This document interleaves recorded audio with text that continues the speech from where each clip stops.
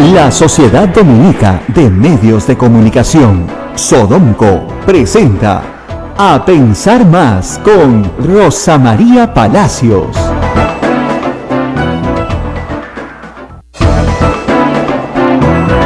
8 en punto de la mañana, señoras y señores, muy buenos días, bienvenidos a Pensar Más con Rosa María Palacios a través de las emisoras de Sodomco, Radio Santa Rosa en Lima, Radio Santo Domingo en Chimbote, Radio San Martín en Arequipa, Radio Veritas en el Cusco, Radio Zapagua en Ucayali, Radio Quillabambe en la Convención, Radio Madre de Dios en Puerto Maldonado. Saludos también para Radio Huánuco, para todo Huánuco y para Ayacucho a través de Radio La Voz, que se unen a toda esta señal de A Pensar Más. Rosa María, muy buenos días.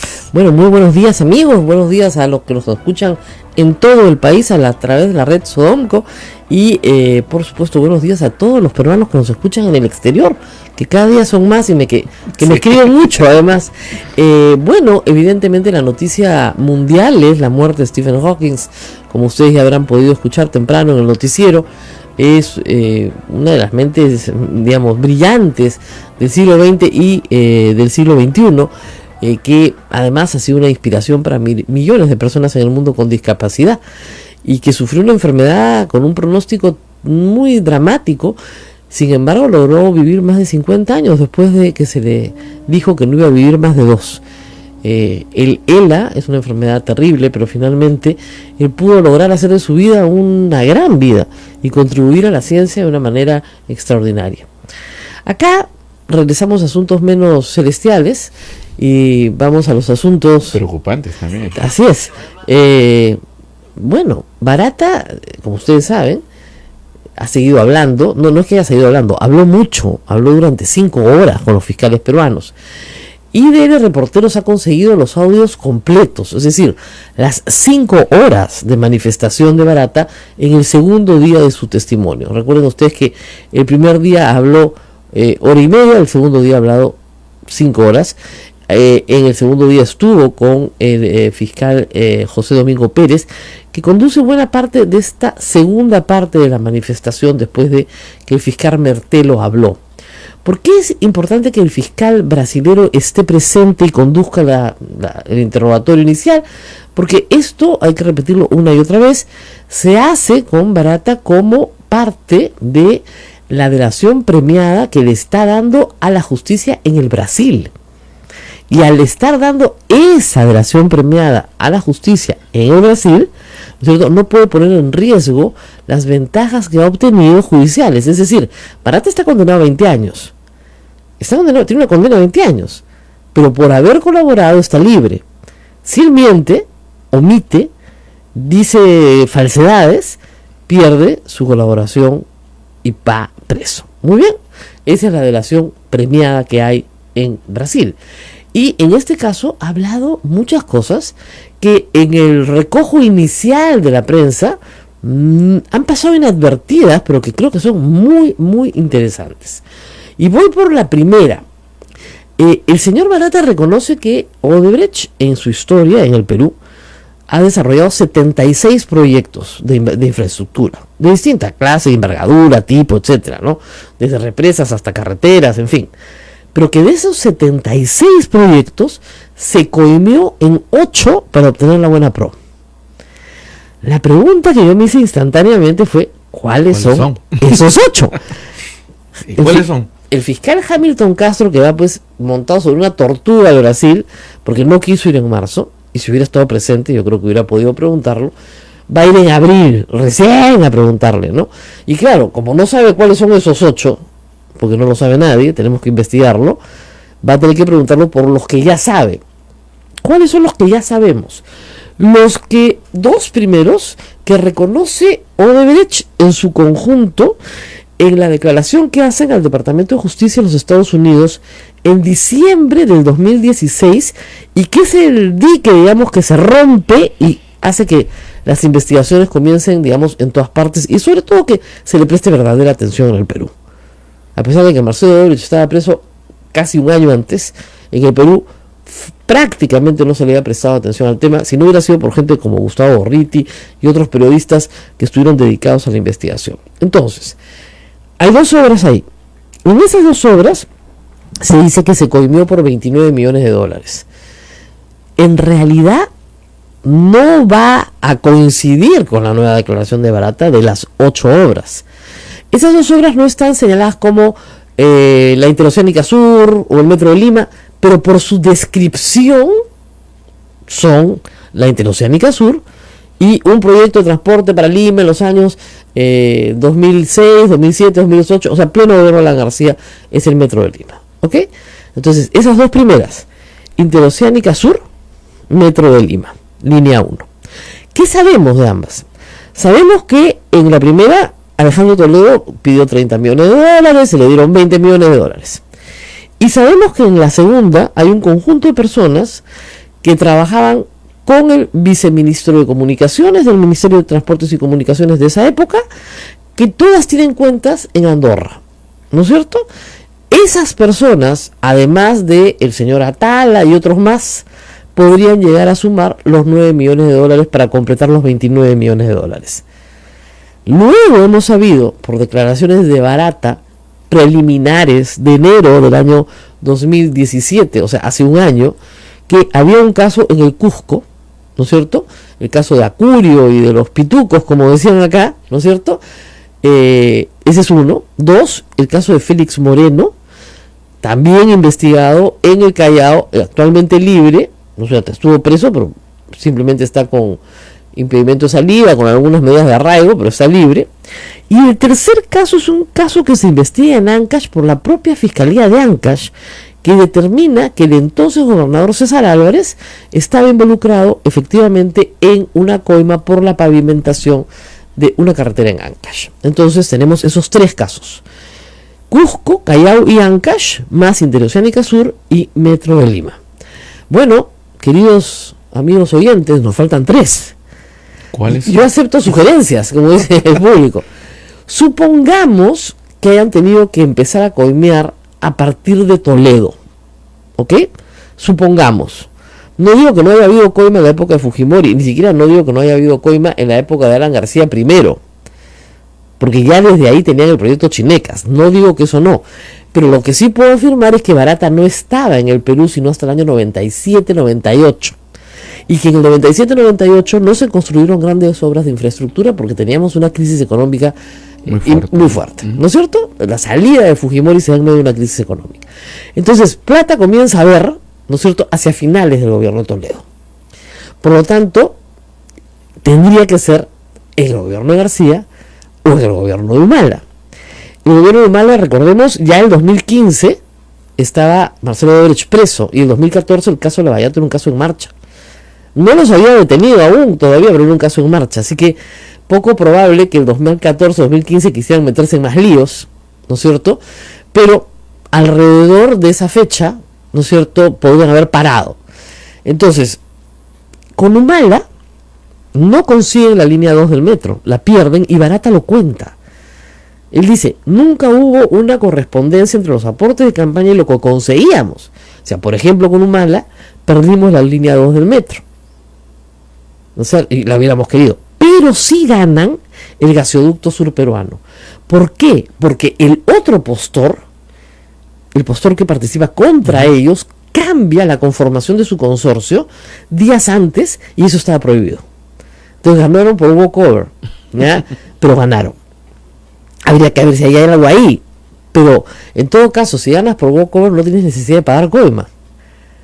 Porque no había. Gasoducto surperuano, que dicho sea de paso, luego la operación se frustró y hoy nos han devuelto la plata. No sé si dieron cuenta de sus recibos del mes pasado. ¿Cómo se redujo la luz? Ya, nos han devuelto la plata pues del gasoducto surperuano. Por eso nos han reducido la cuenta de luz. ¿No te das cuenta? Sí. ¿Sí? ¿Por eso fue? Bueno, muy bien. Entonces, esas serían las dos obras posibles en el gobierno de Humala. Perdón, de las dos posibles en el gobierno de Humala, digamos, una la perdieron, así que ahí no ganaron nada, Metro Línea 2, y la otra, al final de cuentas, el otro competidor es retirado. Alguien podría decir, bueno, si es una interpretación muy abusiva de la ley, puede ser, pero esas eran las normas, ¿no? Y por eso está involucrado el marido de la señora Letona, y hay todo un lío en proinversión en este momento, pero la verdad es que efectivamente no cumplían con el requisito de no cambiar la conformación del consorcio. Muy bien. ¿Qué nos queda? Nos queda el gobierno de García. Y estamos hablando de 3 obras que faltan. Nos falta Olmos, trasvase Olmos, Olmos H2O. ¿Qué nos falta? Y durante el gobierno de García es el gobierno en que más obras realiza Odebrecht. Entonces, sería muy interesante. Mira, la cara de Eduardo se volteó. Dije, García se volteó. Hay 3 obras que faltan, que no están identificadas. De las 8 que señala Barata, por lo menos esas 8, donde dice que las obtuvieron con coima. ¿No es cierto? Sacando las 3 regionales, sacando las 2 que ya dijeron, quedan 3. ¿Cuáles son esas 3? Si una fuera de Humala, en el supuesto negado que así quedan 2 en el gobierno de García. ¿Cuáles son esas obras? ¿Y por qué nadie habla de eso? Esa es una de las informaciones más importantes que ha dado Barata ayer. No ayer, hace días, ¿no es cierto? Pero que revela en este artículo Gustavo Ruiz, y que entiendo ha puesto a todos sus periodistas a trabajar para tratar de dilucidar por el tamaño de las obras, por lo que costaron versus lo que se licitó, ¿no es cierto? ¿Cuáles son? Irsa Norte, como te digo, Olmos, la represa de Chaccha es más vieja, pero igual, ¿cuál? ¿En dónde? ¿Cómo? ¿Cuándo? Diga usted, señor, no lo sé, pero él ha dicho 8 con coima y tenemos 5 con coima. ¿Dónde están las otras 3? Lo otro que ha dicho Barata, punto aparte, que es interesantísimo, es el tema del financiamiento de la campaña a congresistas.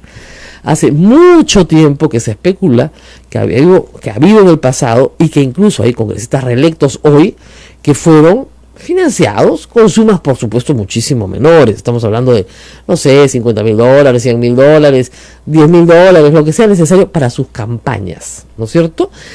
En ese punto le preguntan claramente por las campañas en el legislativo, y él dice que le ha dado plata a todos los partidos políticos para las campañas en el legislativo. O sea, varios congresistas están metidos también en el lío. No dice nombres, ¿no es cierto? No hay una cantidad de nombres, pero voy a leer exactamente lo que dicen. Le pregunta el fiscal José Domingo Pérez: ese entorno favorable, ellos buscaban, es lo que Barata le explica, mire, nosotros no queríamos que nos dieran la obra, queríamos crear con las donaciones a los partidos un entorno favorable, que no nos discriminen, ¿no? Que nos traten bien, que compitamos en igualdad de condiciones. Bueno, entonces José Domingo Pérez, el fiscal peruano, le pregunta: ese entorno favorable también se daba a aquellos partidos políticos que tenían presencia en el Congreso de la República del Perú. Respuesta de Jorge Barata: a todos los partidos, a todos. Pregunta de José Domingo Pérez: ¿aquellos partidos políticos que no ganaron las elecciones? Respuesta de Barata: todos. Pregunta del fiscal José Domingo Pérez: ¿al partido Fuerza 2011 de Keiko Fujimori, que no ganó las elecciones, pero que tuvo presencia en el Congreso de la República? Respuesta de Barata, por tercera vez: todos. Pero le voy a decir, la respuesta es sí. Entendíamos que el poder legislativo también tiene un papel muy fuerte en el proceso de un país, así como el ejecutivo. Pese a que el legislativo en el Perú tiene un papel mucho más fiscalizador que promotor, también pretendíamos con las donaciones de campaña tener algún acceso al legislativo. O sea, ¿qué más les puedo decir? ¿No? Entonces hay una pregunta adicional. Cuando usted habla de fiscalización del Congreso, ¿estamos hablando respecto de algún proyecto en el que haya participado su empresa? Respuesta de Jorge Barata: durante los 19 años que estuve en el Perú, el Congreso ha hecho unas 100 investigaciones para todos los proyectos. Los partidos de oposición, cuando termina un gobierno, lo investigan. Entonces era un proceso normal. Al comienzo nos asustábamos y nos preocupábamos, pero a partir del momento en que percibimos que eso era normal, cuando pasamos del gobierno del señor Fujimori al del señor Toledo, pasamos 3 años hasta que nos recibió, porque decía que éramos fujimoristas, porque hicimos muchas obras durante el gobierno del señor Fujimori. Cuando entró el señor Alan García, también bromeaba y jugaba con nosotros, diciéndonos que éramos toledistas, porque habíamos hecho varios proyectos durante el gobierno de Toledo. Y la misma cosa pasó con el señor Humala, quien decía que éramos alanistas, que estábamos con el gobierno de Alan García. Las empresas no quieren trabajar un solo gobierno, sino trabajar varios gobiernos en forma continua y continuada, y no ser una empresa perseguida o discriminada, sea por el Congreso o por el Ejecutivo. Esos aportes a las campañas, pregunta el fiscal, ¿buscaban cambiar la percepción de las autoridades de Perú? No sé si la palabra es cambiar la percepción, era simplemente el tema de la percepción, que esta no era necesariamente negativa. ¿Ok? Muy interesante. Vamos a la pausa. ¿Ya? ¿Se quedaron con las ganas de más? ¡Hay más! ¡Hay mucho más! Mucho más. Regresamos después de la pausa.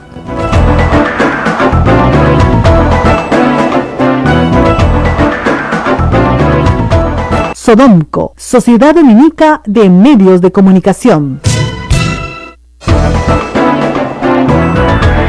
8 de la mañana con 16 minutos, usted está a través de Sodomco en las emisoras Radio Santa Rosa en Lima, Radio RSD en Chimbote, Radio San Martín en Arequipa, Radio Veritas en el Cusco, Radio Cepagua en Ucayali, Radio Quillabamba en la Convención y Radio Madre de Dios en Puerto Maldonado. Rosa bueno, hay que decir que en esta historia de los congresistas, creo yo, que lo interesante es saber qué congresistas que hoy son congresistas estuvieron en las elecciones del 2011.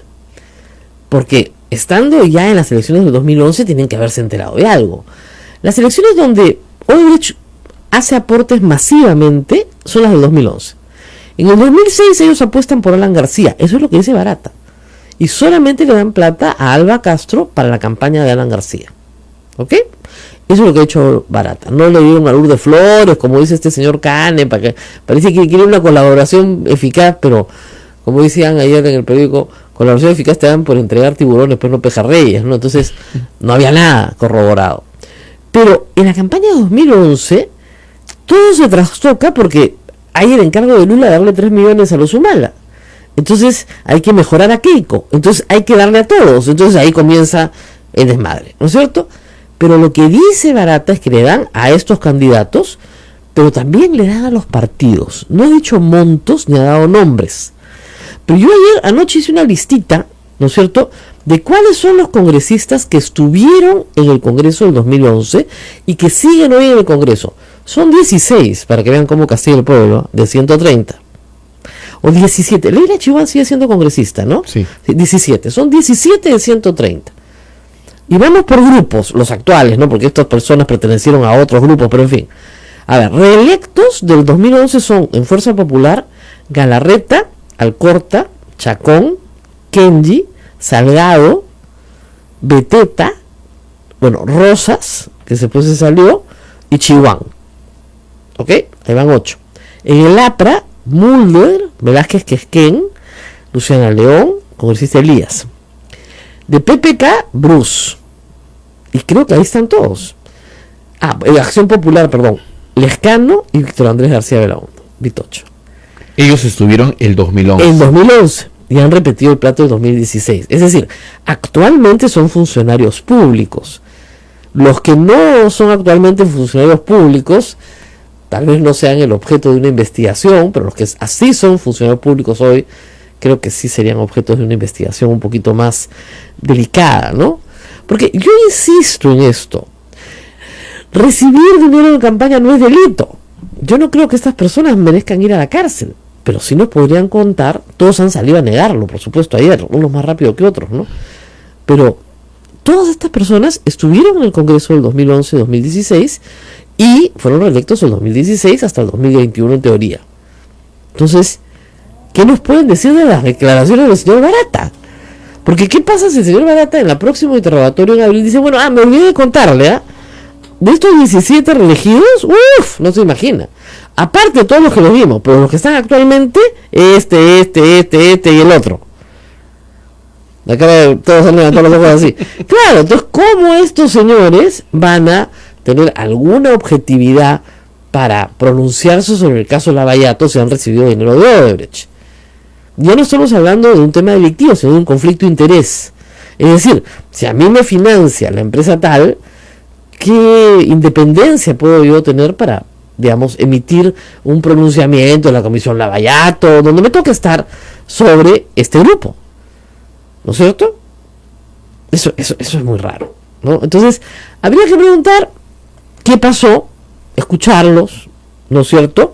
Marisol Espinosa también se reintegra, pero en otro partido, me había olvidado de ella, ¿ya? Y bueno, esos son los 17 que he mencionado.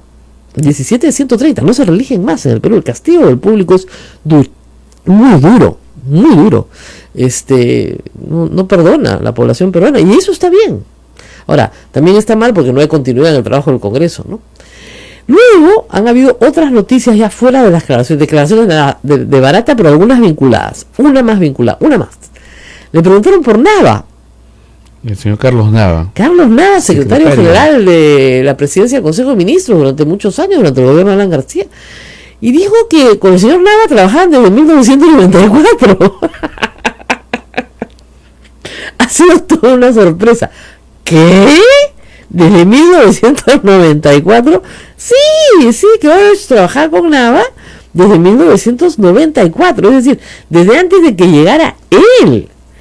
O sea, le preguntan algo específico sobre los camiones de Transportes Don Reina, que es una empresa vinculada a la familia del señor Nava, a sus hijos, y él dice: yo no di una referencia al señor Nava o a los camiones, pero sé que existe una investigación en Perú que ya preguntó sobre ese hecho. Ahora, por lo que recuerdo, eso es lo que dice Barata, el señor Nava trabajó con Odebrecht desde 1994 y ya tenía una empresa que hacía transporte de tractores pesados y ya prestaba servicios a la empresa desde hace mucho tiempo. En 1994 tuve la impresión de que el gobierno de Alan García no existía, efectivamente, pues estaba refugiado en Colombia. No tengo ninguna información de que el señor Nava haya sido contratado por un pedido político. No tiene esa información. Pero que la relación con Nava era muy antigua. Muy antigua. Así que no era cualquier cosa. Era una persona, digamos, conocida. Podremos saber más después. Bueno, vamos a seguir hablando de estos temas, pero también hay otro tema importante. La Fiscalía de Lavados de Activos que investiga a Alan García, eso existe, ¿ah? Eso existe, aunque ustedes no lo crean. Nadie lo cree, pero verdad. Hay una Fiscalía de Lavado de Activos que investiga a Alan García. Me río porque todos sabemos cómo terminan esas cosas. Pues ha pedido nuevamente en su vida, como él ha dicho, un peritaje financiero. No solamente para él, sino también para otros miembros de su gobierno. Se incluye a Hernán Garrido Leca, a Cornejo, a Aurelio Pastor. Y este peritaje financiero, ha dicho Alan García que él lo recibe pues con mucho gusto, que está encantado, que no tiene ningún temor. Estoy segura de que no tiene ningún temor, yo también. ¿Qué temor puede tener? La última vez hizo mención a que en 2013 efectivamente se le había investigado, pero habrá que decir que en el 2013 lo investigó su gran amigo el fiscal Peláez, que contrataron 2 peritos y uno de los peritos tenía carné aprista. O sea, ya el colmo. Y que las cuentas eran las cuentas del gran capitán, porque claro, todo le calzaba perfecto para comprar y hipotecar inmuebles y venderlos, pero no le alcanzaba para comer, para viajar, no le alcanzaba para alquilar un piso en Madrid. ¿Y qué piso? No, vaya, no era cualquier departamentito, o sea, no, todo lo que gasta, o sea, su estilo de vida, sus gastos, sus signos interiores de riqueza, no son consistentes con estas charlitas de $100,000 que da y que tiene la aventura, ¿no?, de vivir de eso. Suerte, pero no sé cómo esté en la calle ahora, debe estar un poco más dura para expresidentes latinoamericanos. Pero el asunto es que por lo menos van a hacer el intento de hacer un peritaje financiero para ver si hay un desbalance patrimonial, que no es definitivo para determinar que hay lavado de activos, pero sí para determinar que hay enriquecimiento ilícito, que es otro delito que sí tiene una pena agravada. 8:27, ¿tenemos que hacer pausa o no? Sí, tenemos que hacer una pausa. Y regresamos. Ollanthumal ha escrito hoy un largo artículo en El Comercio sobre, que vale la pena glosar, sobre justicia o abuso. Hoy día Ollanthumal y Nadine Heredia, el día de hoy, cumplen 8 meses presos. No es poca cosa. 8 8 meses. meses. 8 meses presos, de los 18 que les dieron de preventiva. Prisión preventiva. Lo que revela Ollanta Humala, una de las cosas que el público no sabe, es que en estos 8 meses no se ha actuado una sola diligencia en sus casos. Ni una. No los han llamado a declarar en nada el fiscal del caso. En absolutamente nada. En 8 meses. No es que no lo acuse. No. El señor Juárez Atoche no se ha ocupado siquiera de llamarlos a pedirles la hora. Y los tienen presos. O sea, miren. O sea, por donde lo miren, eso es una venganza. Eso no es justicia. Vamos a hacer una pausa, pero regresamos con más. Estamos esperando a una congresista que supuestamente estaba en camino. Ya se va a convertir en una leyenda la congresista acá. Sí. Pero vamos a ver si llega. Vamos a darle una oportunidad. Volvemos.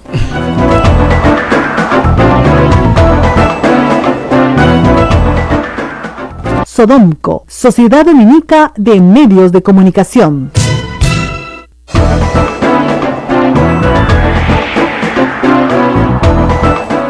Ocho y 32, bueno, y les contamos que en realidad estamos esperando a la congresista Maritza García. No va a venir, ¿no? No, por nada. No conteste el teléfono. Ayer nos mandó una foto de ella sentada en el avión, que el avión ha salido atrasado. El lunes nos dijo que no podía. Vamos miércoles, tampoco llega. Ya acá nos estamos riendo mucho porque se va a convertir en nuestra invitada fantasma. Así como Yesenia Ponce tiene compañeros de promoción fantasma, ¿no? La congresista Maritza García es una invitada fantasma, nunca llega. Es una cosa de lo más extraña. Y miren, da risa, pero también da un poco de pena, porque cuando un invitado te planta, lo que hace es quitarle el espacio a otra persona que con la debida anticipación hemos podido invitar para aparecer en el programa. Entonces, nosotros nunca cancelamos a nadie, podemos reprogramar a una persona así, porque hay una emergencia, lo reprogramamos para otro día, pero no hacemos esto, ¿no? Está mal. Y se vuelven políticos en los cuales no se confía, ¿no es cierto? Muchos años me han preguntado, ¿por qué siempre invitan a los mismos a veces en la televisión? Porque son confiables. Entonces, ¿qué pasa? Que si los llamas, sabes que van a venir, que no te van a plantar, y que si tienen una emergencia te van a avisar con la debida anticipación. Por eso es que ustedes ven las mismas caras, porque los productores quieren tener gente que sí va a salir al aire, no gente que de repente no aparece. Mientras más informal es el partido, mientras más informal son los políticos, menos posibilidades tengan que cumplan con sus obligaciones. Entonces, ¿qué hacen? Le quitan el sitio a otro que sí podía venir. Entonces, ese es todo el problema. Y no vienen porque deben tener miedo a algo, supongo No yo, sé, ¿no? terror. Yo ya empiezo a pensar. No, además me dijo que venía de todas maneras. Me encontré la semana pasada en la República y me dijo que venía encantadísima. Ella está revisando su WhatsApp, a las 8:31 lo ha abierto, pero sabe del mensaje y no lo lee, ¿no? No lo lee. Ahí llegó el congresista, la estamos esperando y nada. Y ayer me dijo, bueno, sí, ya me quedé, de nada servía llegar tarde. Perfecto, ¿no? Nos vemos mañana, perfecto. Es perfecto, no voy a ir. Perfecto, no voy a ir. Me dicen algunas cosas. Manuel Dambert entró en reemplazo de Javier Díaz Canseco. Sí, en el Congreso pasado completó el periodo de Javier Díaz Canseco, pero no participó en la campaña del 2011. Y parece que me olvidé de mencionar a Héctor Becerril. Efectivamente, él fue elegido en el 2011. En esa época no gritaba tanto como ahora, pero efectivamente estuvo en esa campaña. Lo que dice claramente Barata es que le dan plata al partido Fuerza Popular y que el partido utiliza esa plata como mejor le parece. Entonces, para la campaña de Keiko y para la campaña del partido, lo cual es muy, muy interesante, la verdad. Es muy interesante seguir leyendo a Barata, por supuesto. Pero regresemos al tema de Ollanta Humala. Ha mandado, como les contaba, una carta larga hoy al Comercio. Cuenta que efectivamente él, digamos, en pocas líneas se los digo, insiste en que no recibió dinero de Odebrecht, lo cual es poco creíble, pero que dice una cosa que es verdad, que al principio ellos eran los únicos, él y su esposa, los únicos culpables, y que todos los políticos pedían cárcel y aplaudían que se los llevaran detenidos, pero que hoy, cuando todos están siendo sindicados por una persona que se guardó durante muchos meses información, todos están sindicados, entonces ahí sí hay que aplicar la ley, no es delito, la prisión preventiva es residual, no se puede aplicar para todos, etcétera. Yo espero que pronto el Tribunal Constitucional emita una sentencia antes de que finalmente lo terminen de destruir, ¿no es cierto?, entre ellos mismos, y que tengamos una sentencia sobre el habeas corpus planteado por la defensa de Ollanta Humala y Nadine Heredia. Lo que pasa es que si siguen así, van a cumplir 18 meses de prisión sin acusación fiscal. Pueden prorrogarlo, pueden extender. Sí, claro, porque 18 meses más. Sí, por organización compleja. Oiga, pues somos dos nomás, los únicos detenidos. Es complejísima la organización. Entonces, Ollanta Humala en este artículo señala una lista de cosas que son ciertas. No señala todas, obviamente, porque se está defendiendo, pero señala una lista de cosas que son ciertas. Primero, que hay testigos falsos, probadamente falsos. Segundo, que a ellos una de las pruebas contundentes de su fuga es dar un poder para que sus hijas viajen. Otra es que sus hijas viajaron a un curso de inglés, del cual regresaron. Otra prueba es que su esposa viajó a la FAO, del viaje del cual regresó. Él dice, en 30 años de la historia del Perú, soy el único presidente que se ha quedado a vivir en el Perú, porque no tenía dónde irse a vivir. Y soy el único presidente preso terminado su mandato, inmediatamente terminado su mandato. O casi inmediatamente, un año después. Menos de un año después, ¿no? Porque tienen 8 meses presos, no había cumplido ni un año fuera del poder. Los metieron presos el 14 de julio, efectivamente, no había completado ni un año fuera del poder. Estaba por completarlo. Entonces, el texto de Humala, que como repito es largo, pero sí hay una queja ahí sentida, porque evidentemente dice que su familia está destrozada, pero que no están librándola de una lucha en igualdad de condiciones, ¿no es cierto? Porque primero, a los demás no los han metido presos, a ellos sí, entonces no están en igualdad de condiciones, y que durante 8 meses no han sido convocados a ninguna diligencia en el proceso de lavado de activos. A ninguna. Están presos por un proceso de lavado de activos y no han sido metidos presos, no han sido convocados a ninguna diligencia. El título del artículo publicado en el diario El Comercio, me sorprende, pero en fin, es Justicia o Abuso por Ollanta Humala Tasso.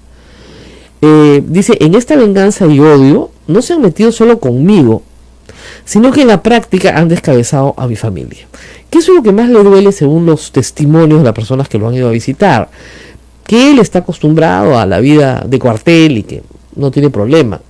El problema es que su esposa esté presa y que sus hijos estén solos a cargo de tíos y de la abuela, que finalmente no son sus padres, ¿no? Y que además sus hijos efectivamente están sufriendo mucho con esto, ¿no es cierto?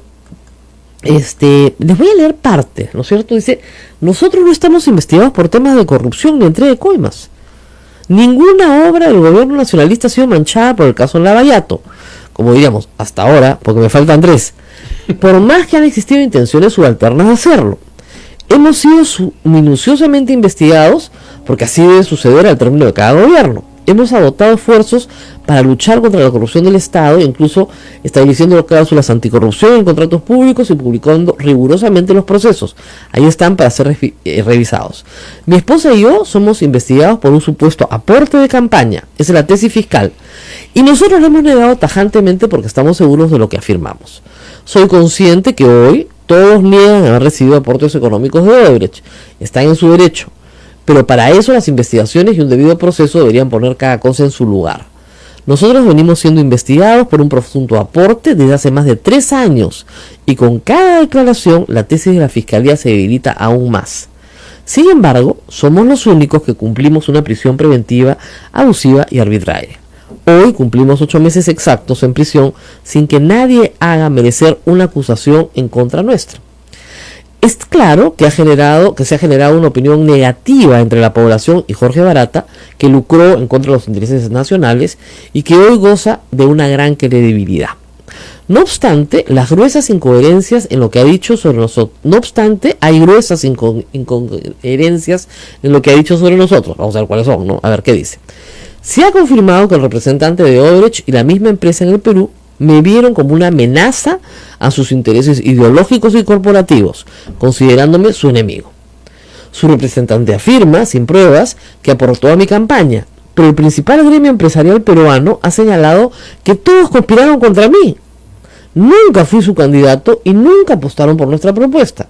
para disimular que hayan financiado una contracampaña y hayan apoyado a la candidata Fujimori, involucran al Partido de los Trabajadores, señalando que el aporte al nacionalismo fue por su indicación, minimizando su responsabilidad empresarial. Bueno, Ollanta no lo sabe, pero tal vez eso lo beneficie. Desde hace más de un año, Jorge Barata lanzó esta acusación, escondiendo tras su revelación a quienes sí festinaron con el dinero del Estado y proteger a quienes siempre le tendieron la mano. Hay que resaltar que el interés por mi caso le ha servido a los representantes de Odebrecht en el Perú para obtener los beneficios que no han conseguido ni siquiera en Brasil.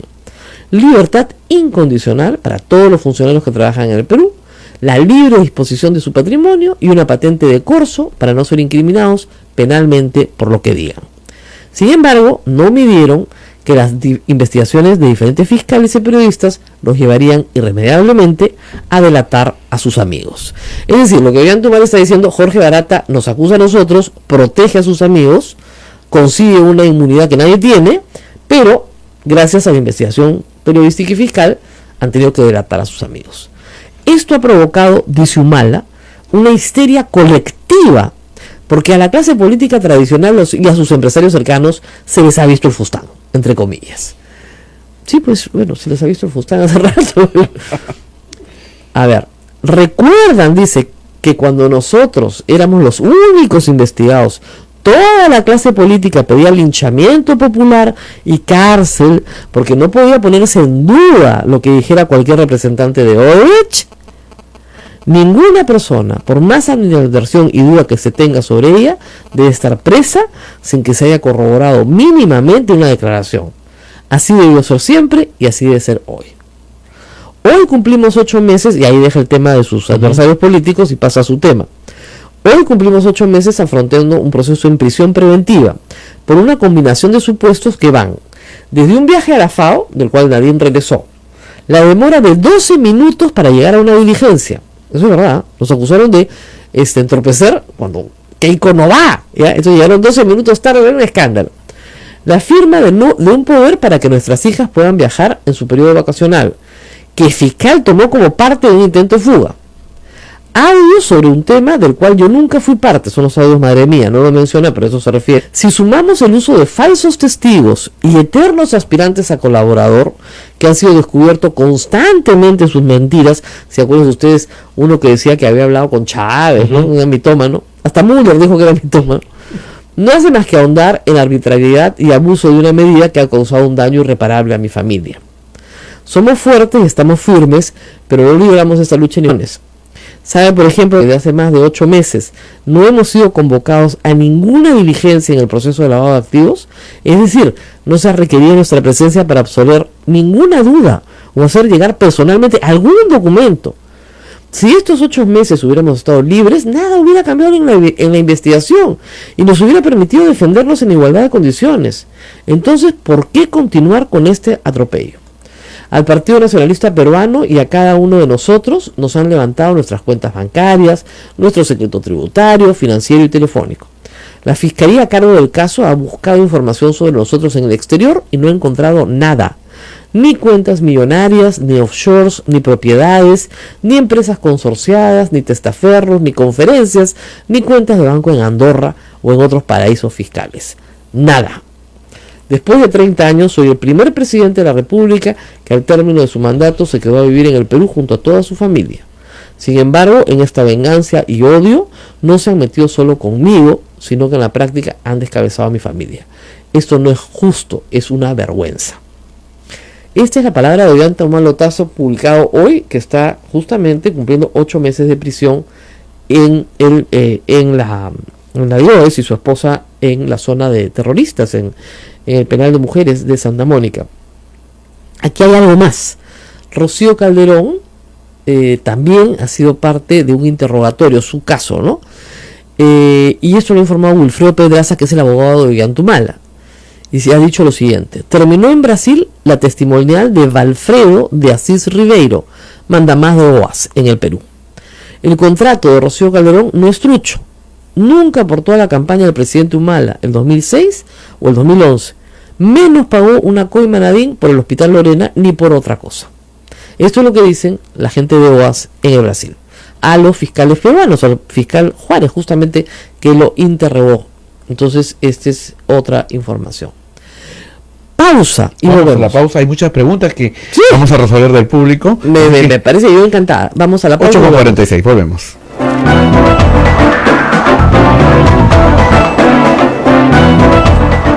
Sodomco, Sociedad Dominica de Medios de Comunicación.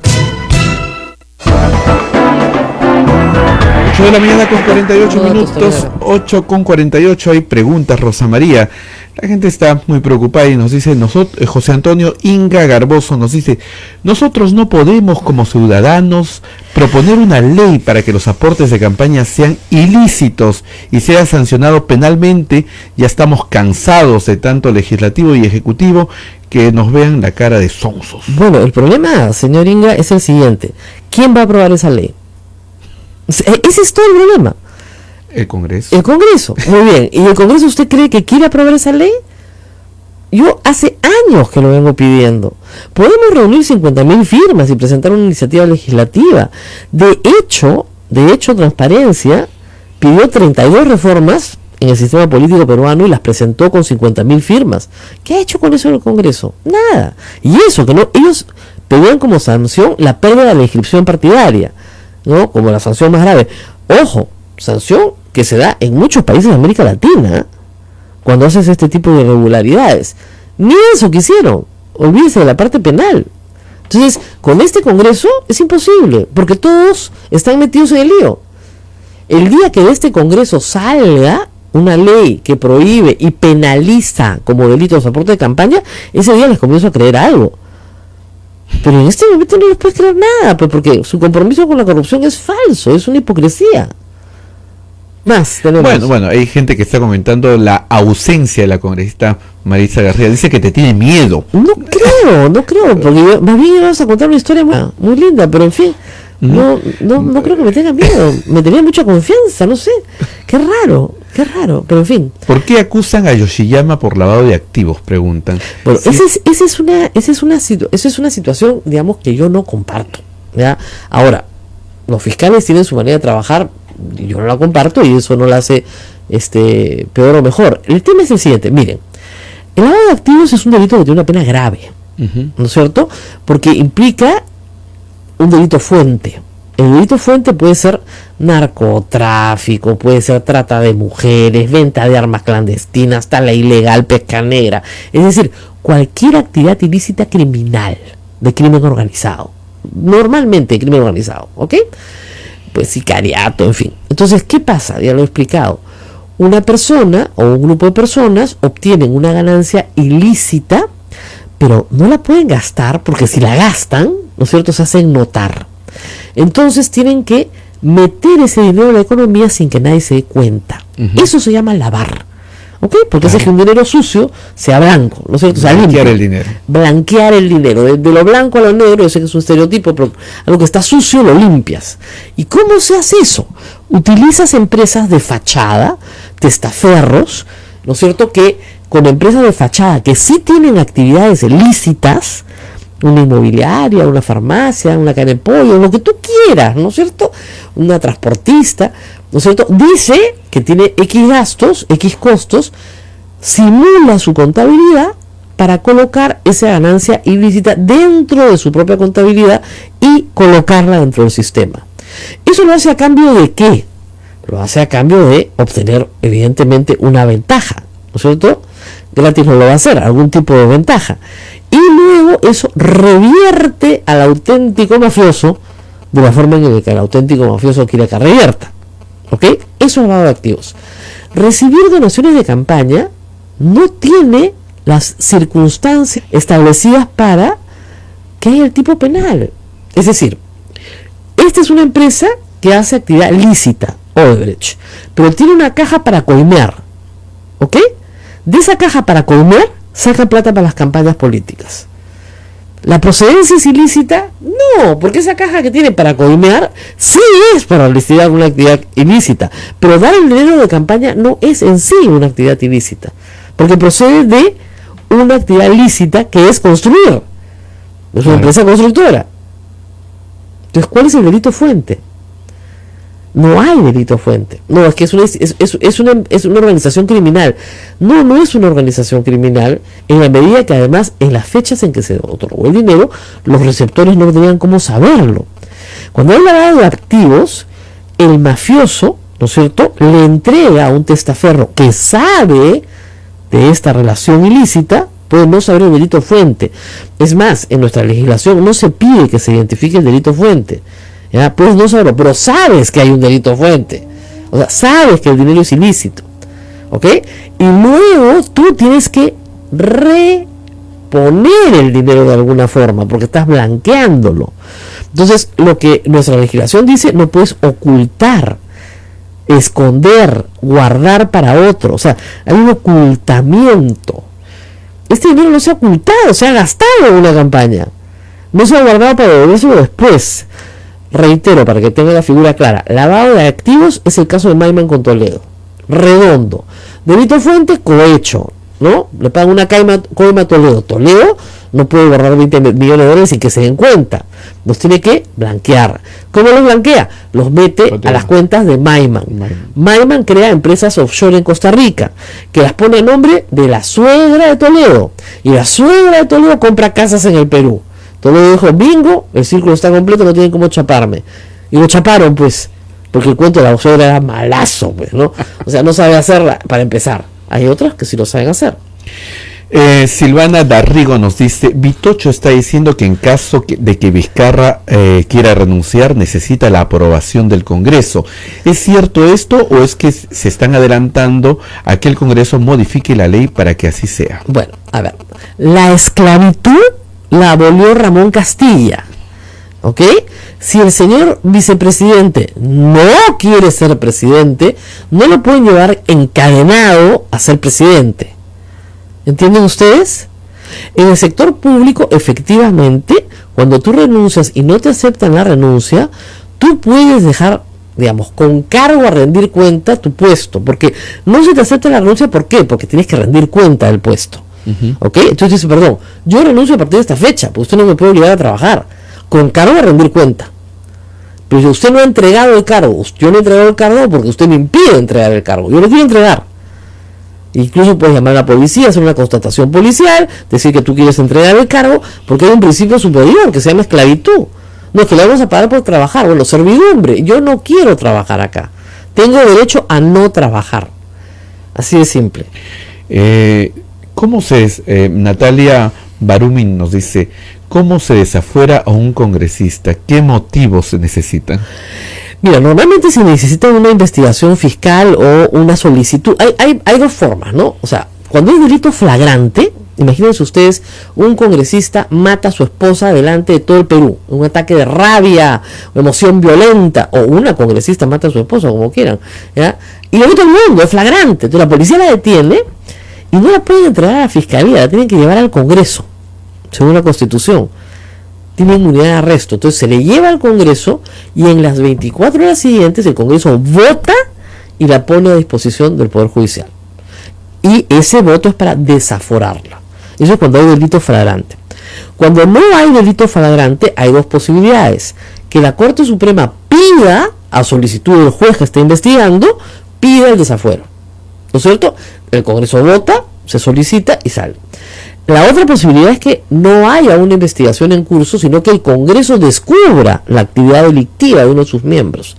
Entonces, el Congreso, al descubrir la actividad delictiva, solicita a la Fiscalía que intervenga, pero para hacerlo tiene que levantarle el fuero al congresista. Entonces, vota y lo desafuera. Han habido varios casos de desafuero en nuestros congresos en los últimos 18 años. No uno, varios.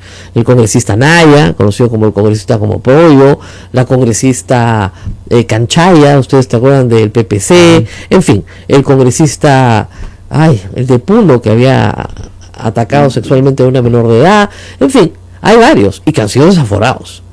Así es. Bien, también nos dicen que la congresista no ha venido seguro porque el líder de los Avengers le recomendó a la congresista que no nos venga a ver. No creo, si Kenji nos ama, no creo. No creo. Que él iba siempre a rezarle los restos de Santa Rosa. De verdad, le gusta eso. Por lo menos fue a visitar los restos de Santa Rosa el año pasado. Entonces está ahí, por lo menos. Más preguntas. A ver.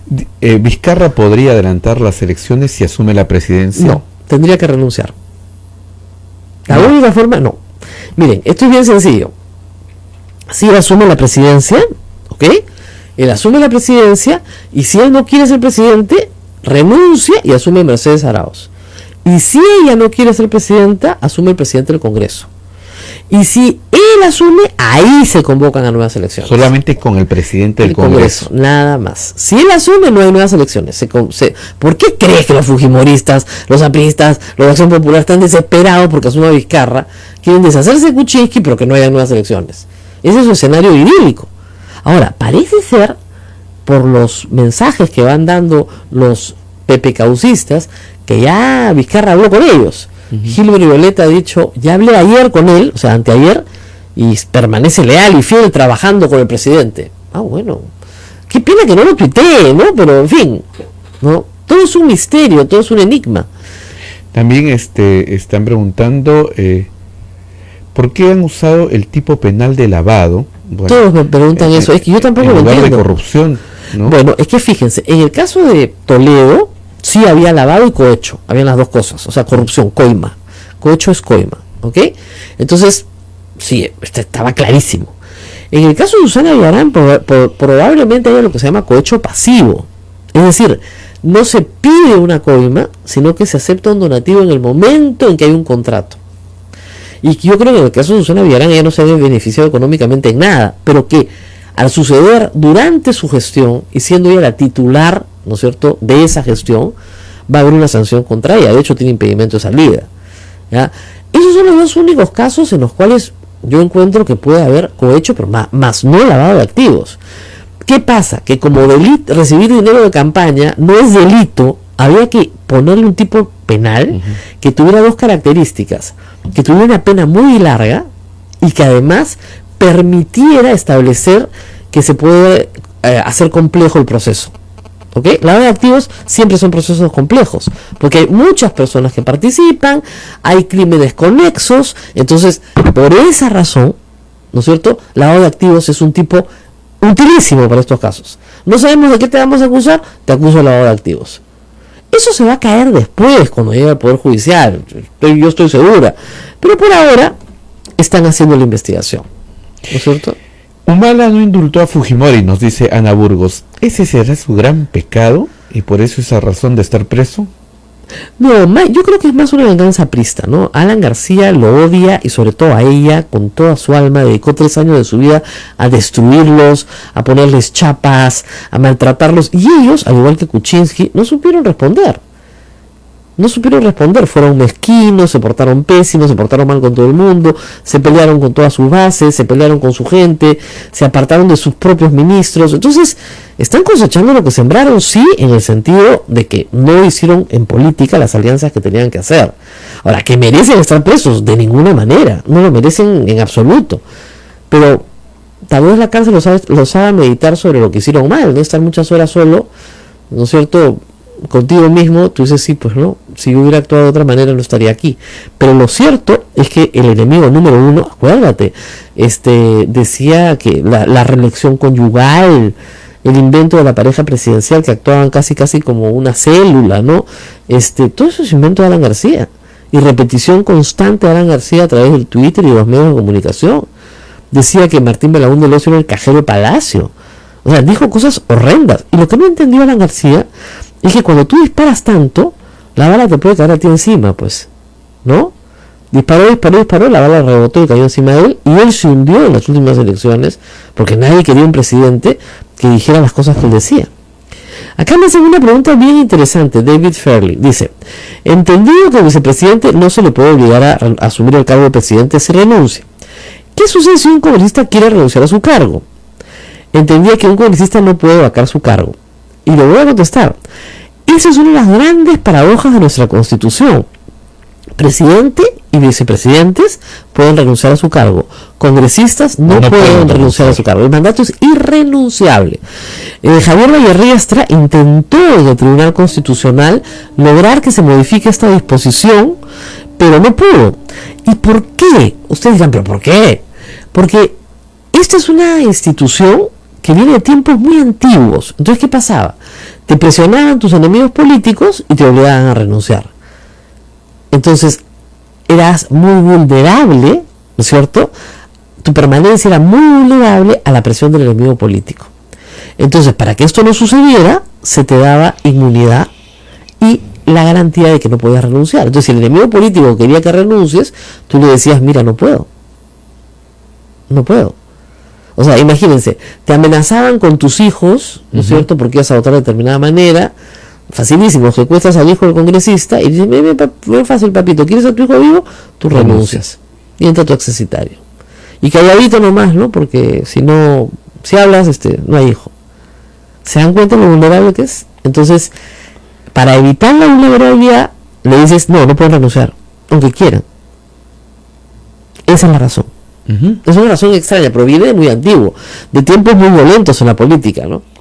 Bien, Rosa María, hay gente que pregunta por Castañeda, las elecciones municipales, pero el tiempo ya nos gana. Nos ganó, tenemos que hablar de Castañeda de todas maneras, hombre. ¿Han visto la cantidad de obras tiradas que hay en esta ciudad? Tiradas. Entre las obras de Odebrecht contratadas, ¿no? Las de OA que no terminan, las del propio Castañeda que dice que va a hacer y no hace, el mamarracho que ha hecho en la Alameda, 28 de julio, Alameda de áreas verdes, ¿no? Verdes, así en plural. No hay un verde en singular sintético horroroso y no le pasa nada, ¿no es cierto? Entonces me dicen, entonces Ramón Castilla no abolió la esclavitud de los congresistas. Digamos que tienen un contrato a plazo determinado sin posibilidad de escape. Ahora, ¿qué hace el señor Ferrer, el congresista, que no quiere estar en el Congreso? Deja de asistir a las sesiones. Le descuentan, ¿no es cierto? Y simplemente no va. Así es. Se desentiende, como pasa en muchos consejos municipales y consejos regionales. Entonces, los regidores no van a ver. Claro, ¿para qué? Para que los vaquen. Me harté, no quiero ser parte, facilísimo. Tienes dos posibilidades: te mudas a la provincia de al lado, ya, señor, ya no vivo ahí, o ya no estoy asistiendo a más de 3 sesiones, váqueme. Esa es la forma de salir. Se termina el problema. Así es. Aquí consultorio para todo. Bueno, tenemos que hablar de Alejandro Toledo también. Hemos estado llamando a su abogado Heriberto Benítez, debe estar muy ocupado en diligencias esta mañana, porque, ya parece que hay, sí, ahora sí, está un proceso en marcha. De extradición. Un proceso de extradición en marcha. Por lo menos ya salió de la Corte Suprema, ahora tiene que ir al Consejo de Ministros. Del Consejo de Ministros, de verdad, Ministerio de Justicia, y de ahí al Departamento de Justicia de los Estados Unidos. Departamento de Justicia de los Estados Unidos, al juez competente en California, juez competente ordena la extradición. ¿Qué se necesita para que sea extraditado? Se necesita, y esa es la pelea que está dando Toledo, que en el Perú hayan garantías de que va a tener un proceso justo. Entonces, si el juez de California ve el tratamiento de Ollanta Humala y a su esposa, el tratamiento, todos los que tienen prisión preventiva por las puras albóndigas y que no se les sigue un juicio o que no están acusados, caso de la banda del MTC, caso de los empresarios constructores, todos están presos, no hay una diligencia, nadie los acusa. Si eso lo ve el juez de California y dice, no, en el Perú primero te meten preso de 18 meses o te meten 36 meses presos y después preguntan, no va a autorizar la extradición. A eso están apostando. Y si no autorizan la extradición, fuimos. O sea, Toledo tiene todos los bienes incautados, pero no va a haber juicio nunca.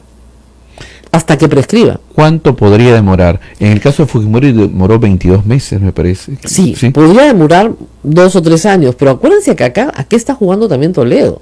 A que todo prescriba. Así es. O sea, el delito para Toledo termina en el 2008, me parece que es el último pago que le hacen, ¿no? Es un delito de ejecución continuada, le van pagando en el cohecho, ¿ya?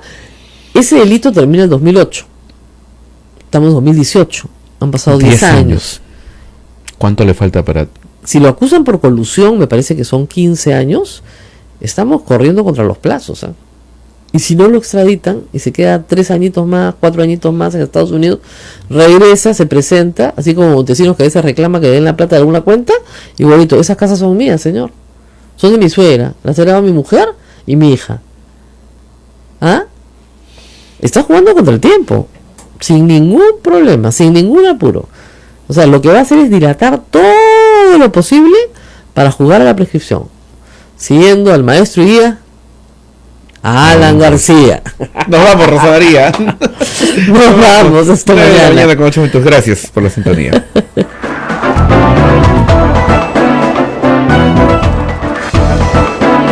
Hasta aquí, A Pensar Más con Rosa María Palacios. Este programa fue producido por la Sociedad Dominica de Medios de Comunicación, Sodomco. Aporte desde hace más de 3 años y con cada declaración la tesis de la Fiscalía se debilita aún más. Sin embargo, somos los únicos que cumplimos una prisión preventiva, abusiva y arbitraria. Hoy cumplimos 8 meses exactos en prisión sin que nadie haga merecer una acusación en contra nuestra. Es claro que se ha generado una opinión negativa entre la población y Jorge Barata, que lucró en contra de los intereses nacionales y que hoy goza de una gran credibilidad. No obstante, las gruesas incoherencias en lo que ha dicho sobre nosotros. No obstante, hay gruesas incoherencias en lo que ha dicho sobre nosotros. Vamos a ver cuáles son, ¿no? A ver qué dice.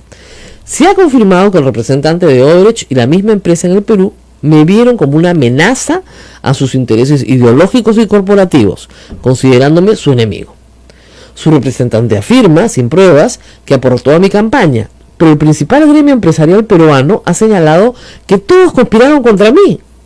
Nunca fui su candidato y nunca apostaron por nuestra propuesta. Para disimular que hayan financiado una contracampaña y hayan apoyado a la candidata Fujimori, involucran al Partido de los Trabajadores, señalando que el aporte al nacionalismo fue por su indicación, minimizando su responsabilidad empresarial. Bueno, Ollantumala no lo sabe, pero tal vez eso lo beneficie.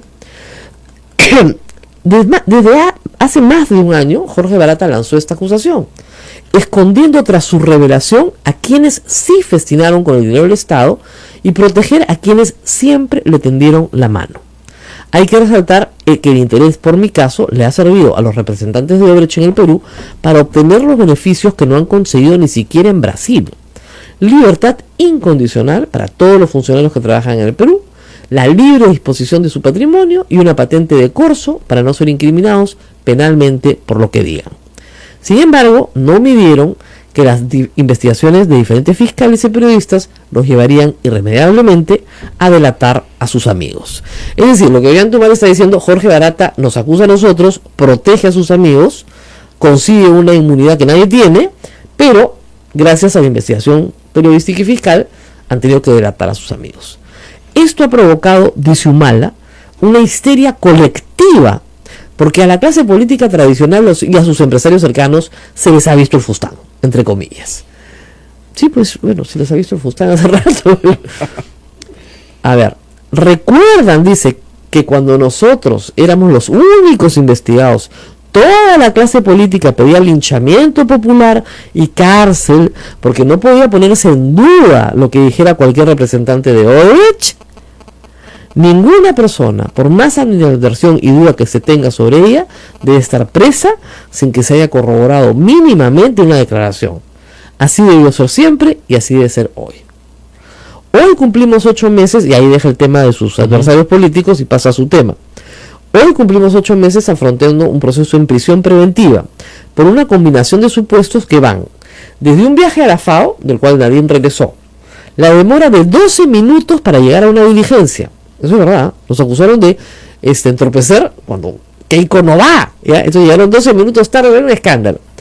La firma de un poder para que nuestras hijas puedan viajar en su periodo vacacional, que el fiscal tomó como parte de un intento de fuga. Audios sobre un tema del cual yo nunca fui parte, son los audios, madre mía, no lo menciona, pero eso se refiere. Si sumamos el uso de falsos testigos y eternos aspirantes a colaborador, que han sido descubiertos constantemente sus mentiras, si acuerdan ustedes, uno que decía que había hablado con Chávez, ¿no? Un mitómano, hasta Müller dijo que era mitómano, no hace más que ahondar en la arbitrariedad y abuso de una medida que ha causado un daño irreparable a mi familia. Somos fuertes y estamos firmes, pero no libramos esta lucha en millones. Sabe, por ejemplo, que desde hace más de 8 meses no hemos sido convocados a ninguna diligencia en el proceso de lavado de activos. Es decir, no se ha requerido nuestra presencia para absolver ninguna duda o hacer llegar personalmente algún documento. Si estos 8 meses hubiéramos estado libres, nada hubiera cambiado en la investigación y nos hubiera permitido defendernos en igualdad de condiciones. Entonces, ¿por qué continuar con este atropello? Al Partido Nacionalista Peruano y a cada uno de nosotros nos han levantado nuestras cuentas bancarias, nuestro secreto tributario, financiero y telefónico. La Fiscalía a cargo del caso ha buscado información sobre nosotros en el exterior y no ha encontrado nada. Ni cuentas millonarias, ni offshores, ni propiedades, ni empresas consorciadas, ni testaferros, ni conferencias, ni cuentas de banco en Andorra o en otros paraísos fiscales. Nada. Después de 30 años, soy el primer presidente de la República que al término de su mandato se quedó a vivir en el Perú junto a toda su familia. Sin embargo, en esta venganza y odio no se han metido solo conmigo, sino que en la práctica han descabezado a mi familia. Esto no es justo, es una vergüenza. Esta es la palabra de Ollanta Humala Otazo, publicado hoy, que está justamente cumpliendo 8 meses de prisión en la DIOES y su esposa en la zona de terroristas, en el penal de mujeres de Santa Mónica. Aquí hay algo más. Rocío Calderón también ha sido parte de un interrogatorio, su caso, ¿no? Y esto lo ha informado Wilfredo Pedraza, que es el abogado de Ollanta Humala. Y se ha dicho lo siguiente: terminó en Brasil la testimonial de Valfredo de Asís Ribeiro, mandamás de OAS en el Perú. El contrato de Rocío Calderón no es trucho. Nunca aportó a la campaña del presidente Humala el 2006 o el 2011. Menos pagó una coima nadín por el Hospital Lorena ni por otra cosa. Esto es lo que dicen la gente de OAS en el Brasil a los fiscales peruanos, al fiscal Juárez justamente, que lo interrogó. Entonces, esta es otra información. Pausa y vamos volvemos. a la pausa. Hay muchas preguntas que Sí. vamos a resolver del público. Me parece yo encantada. Vamos a la pausa. 8:46, volvemos.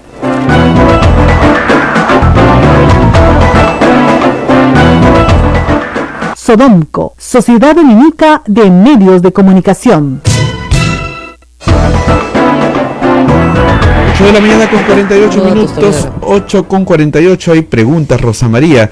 La gente está muy preocupada y nos dice, José Antonio Inga Garboso nos dice: nosotros no podemos como ciudadanos proponer una ley para que los aportes de campaña sean ilícitos y sea sancionado penalmente.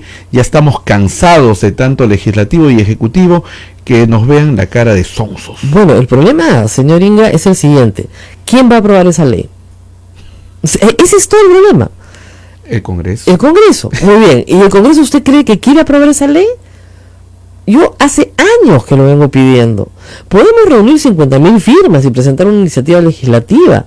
De hecho, Transparencia pidió 32 reformas en el sistema político peruano y las presentó con 50.000 firmas. ¿Qué ha hecho con eso el Congreso? Nada. Y eso, que no, ellos pedían como sanción la pérdida de la inscripción partidaria, ¿no? Como la sanción más grave. Ojo, sanción que se da en muchos países de América Latina cuando haces este tipo de irregularidades. Ni eso quisieron. Olvídese de la parte penal. Entonces, con este Congreso es imposible, porque todos están metidos en el lío. El día que de este Congreso salga una ley que prohíbe y penaliza como delito los aportes de campaña, ese día les comienzo a creer algo. Pero en este momento no les puedes creer nada, pues, porque su compromiso con la corrupción es falso, es una hipocresía. Más tenemos. Bueno, hay gente que está comentando la ausencia de la congresista Marisa García. Dice que te tiene miedo. No creo, porque más bien vamos a contar una historia muy linda, pero en fin, no creo que me tenga miedo. Me tenía mucha confianza, no sé. Qué raro, pero en fin. ¿Por qué acusan a Yoshi? No es que no lo acuse, no. El señor Juárez Atoche no se ha ocupado siquiera de llamarlos a pedirles la hora. Y los tienen presos. O sea, miren. O sea, por donde lo miren, eso es una venganza. Eso no es justicia. Vamos a hacer una pausa, pero regresamos con más. Estamos esperando a una congresista que supuestamente estaba en camino. Ya se va a convertir en una leyenda la congresista acá. Sí. Pero vamos a ver si llega. Vamos a darle una oportunidad. Volvemos.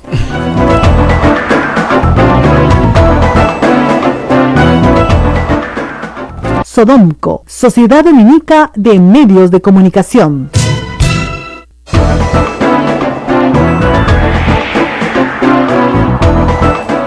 Ocho y 32, bueno, y les contamos que en realidad estamos esperando a la congresista Maritza García. No va a venir, ¿no? No, por nada. No conteste el teléfono. Ayer nos mandó una foto de ella sentada en el avión, que el avión ha salido atrasado. El lunes nos dijo que no podía. Vamos miércoles, tampoco llega. Ya acá nos estamos riendo mucho porque se va a convertir en nuestra invitada fantasma. Así como Yesenia Ponce tiene compañeros de promoción fantasma, ¿no? La congresista Maritza García es una invitada fantasma, nunca llega. Es una cosa de lo más extraña. Y miren, da risa, pero también da un poco de pena, porque cuando un invitado te planta, lo que hace es quitarle el espacio a otra persona que con la debida anticipación hemos podido invitar para aparecer en el programa. Entonces, nosotros nunca cancelamos a nadie, podemos reprogramar a una persona así, porque hay una emergencia, lo reprogramamos para otro día, pero no hacemos esto, ¿no? Está mal.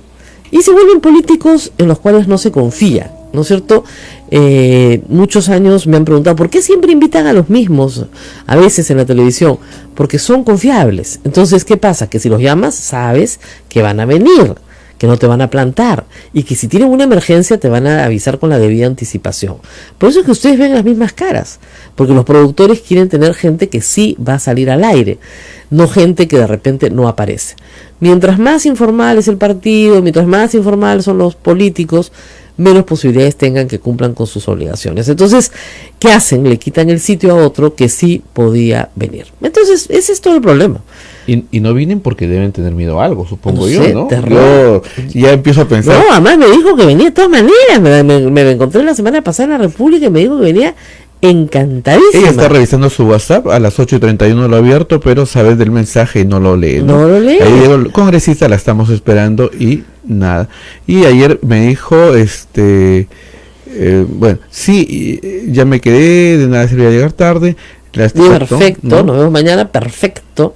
Es Perfecto, no voy a ir. Perfecto, no voy a ir. Me dicen algunas cosas. Manuel Dambert entró en reemplazo de Javier Díaz-Canseco.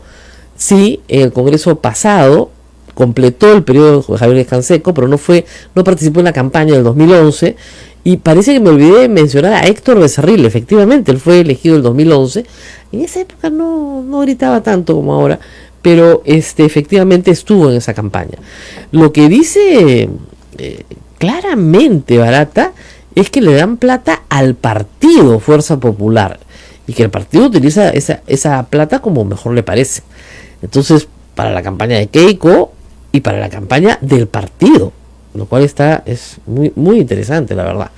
Es muy interesante seguir leyendo a Barata, por supuesto. Pero regresemos al tema de Ollanta Humala. Ha mandado, como les contaba, una carta larga hoy al Comercio. Cuenta que efectivamente él, digamos, en pocas líneas se los digo, insiste en que no recibió dinero de Odebrecht, lo cual es poco creíble, pero que dice una cosa que es verdad, que al principio ellos eran los únicos, él y su esposa, los únicos culpables, y que todos los políticos pedían cárcel y aplaudían que se los llevaran detenidos, pero que hoy, cuando todos están siendo sindicados por una persona que se guardó durante muchos meses información, todos están sindicados, entonces ahí sí hay que aplicar la ley, no es delito, la prisión preventiva es residual, no se puede aplicar para todos, etcétera. Yo espero que pronto el Tribunal Constitucional emita una sentencia antes de que finalmente lo terminen de destruir, ¿no es cierto?, entre ellos mismos, y que tengamos una sentencia sobre el habeas corpus planteado por la defensa de Ollanta Humala y Nadine Heredia. Lo que pasa es que si siguen así, van a cumplir 18 meses de prisión sin acusación fiscal. Pueden prorrogarlo, pueden extender. Claro, porque 18 meses más. Sí, por organización compleja. Oiga, pues somos dos nomás, los únicos detenidos. Es complejísima la organización. Entonces, Ollanta Humala en este artículo señala una lista de cosas que son ciertas. No señala todas, obviamente, porque se está defendiendo, pero señala una lista de cosas que son ciertos. Primero, que hay testigos falsos, probadamente falsos. Segundo, que a ellos una de las pruebas contundentes de su fuga es dar un poder para que sus hijas viajen. Otra es que sus hijas viajaron a un curso de inglés, del cual regresaron. Otra prueba es que su esposa viajó a la FAO, del viaje del cual regresó. Él dice, en 30 años de la historia del Perú, soy el único presidente que se ha quedado a vivir en el Perú, porque no tenía dónde irse a vivir. Y soy el único presidente preso terminado su mandato, inmediatamente terminado su mandato. O casi inmediatamente, un año después. Menos de un año después, ¿no? Porque tienen 8 meses presos, no había cumplido ni un año fuera del poder. Los metieron presos el 14 de julio, efectivamente, no había completado ni un año fuera del poder. Estaba por completarlo. Entonces, el texto de Humala, que como repito es largo, pero sí hay una queja ahí sentida, porque evidentemente dice que su familia está destrozada, pero que no están librándola de una lucha en igualdad de condiciones, ¿no es cierto?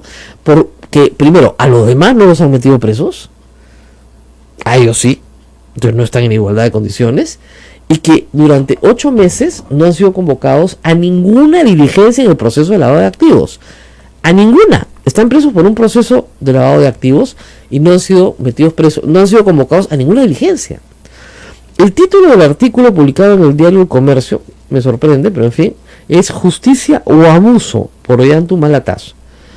Dice, en esta venganza y odio no se han metido solo conmigo, sino que en la práctica han descabezado a mi familia. ¿Qué es lo que más le duele según los testimonios de las personas que lo han ido a visitar? Que él está acostumbrado a la vida de cuartel y que no tiene problema. El problema es que su esposa esté presa y que sus hijos estén solos a cargo de tíos y de la abuela, que finalmente no son sus padres, ¿no? Y que además sus hijos efectivamente están sufriendo mucho con esto, ¿no es cierto? Les voy a leer parte, ¿no es cierto? Dice, nosotros no estamos investigados por temas de corrupción ni entrega de coimas.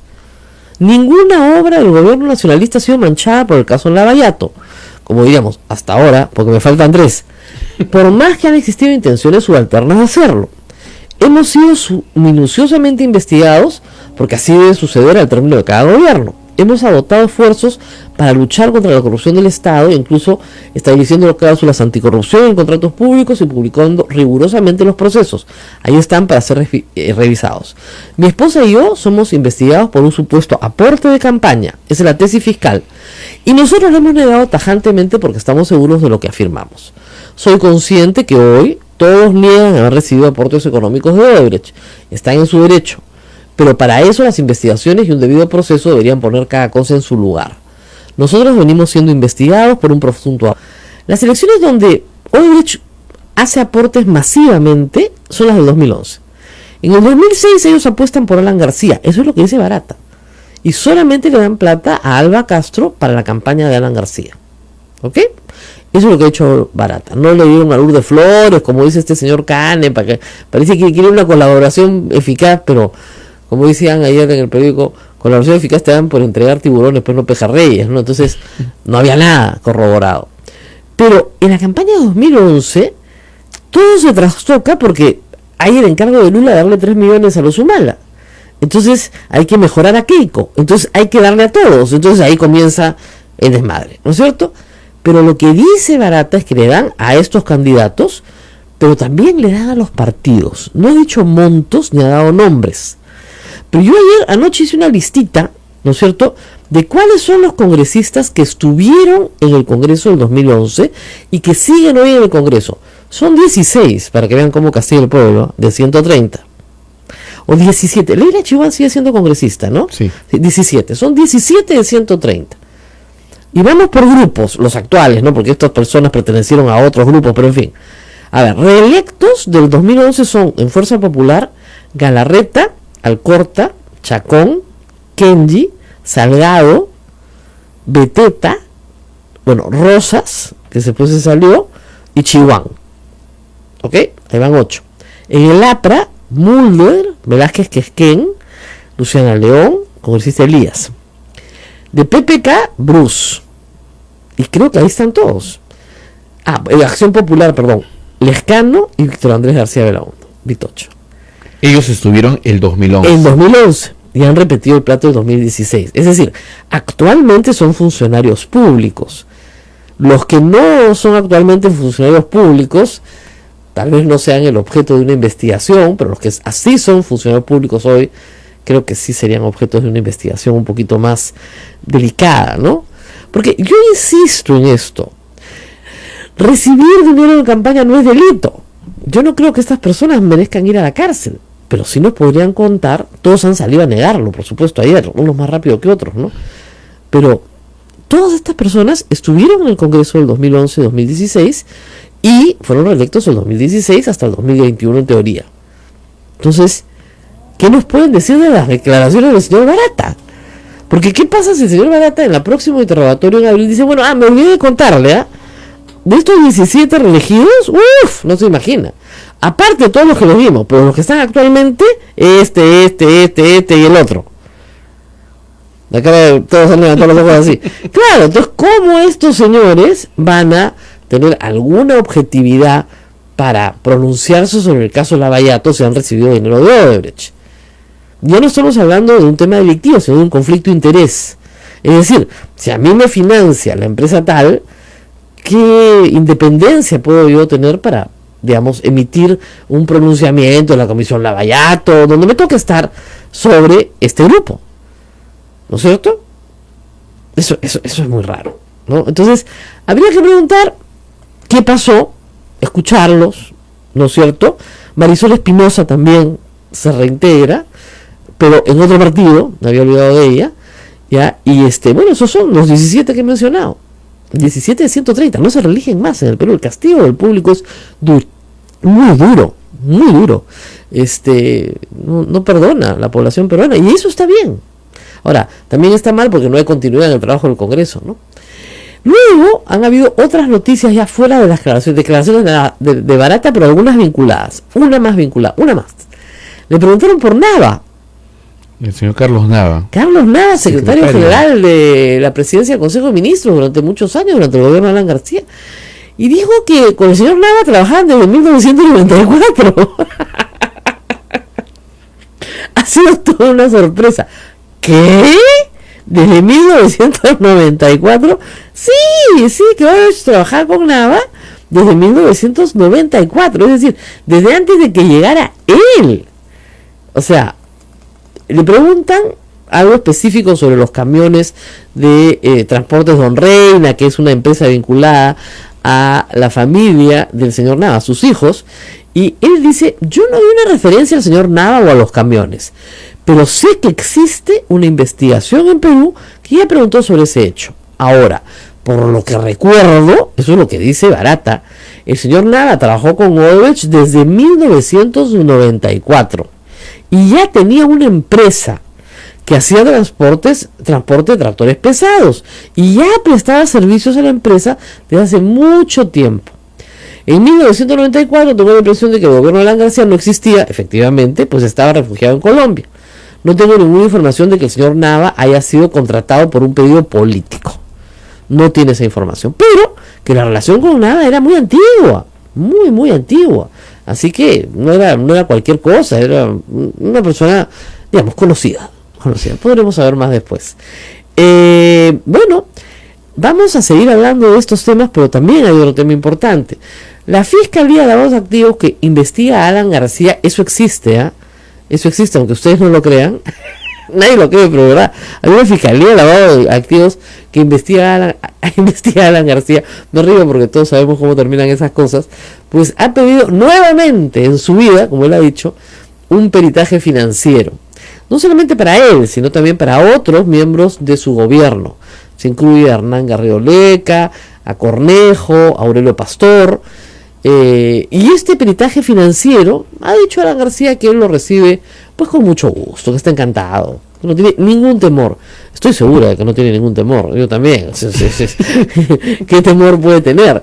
La última vez hizo mención a que en 2013 efectivamente se le había investigado, pero habrá que decir que en el 2013 lo investigó su gran amigo el fiscal Peláez, que contrataron 2 peritos y uno de los peritos tenía carné aprista.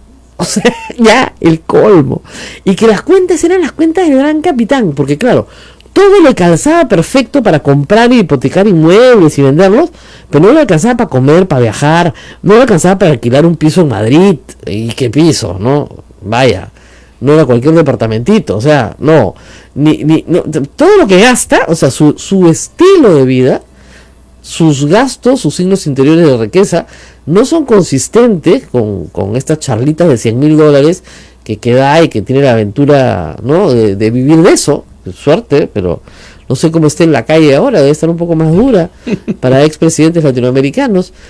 Pero el asunto es que, por lo menos, van a hacer el intento de hacer un peritaje financiero para ver si hay un desbalance patrimonial, que no es definitivo para determinar que hay lavado de activos, pero sí para determinar que hay enriquecimiento ilícito, que es otro delito que sí tiene una pena agravada.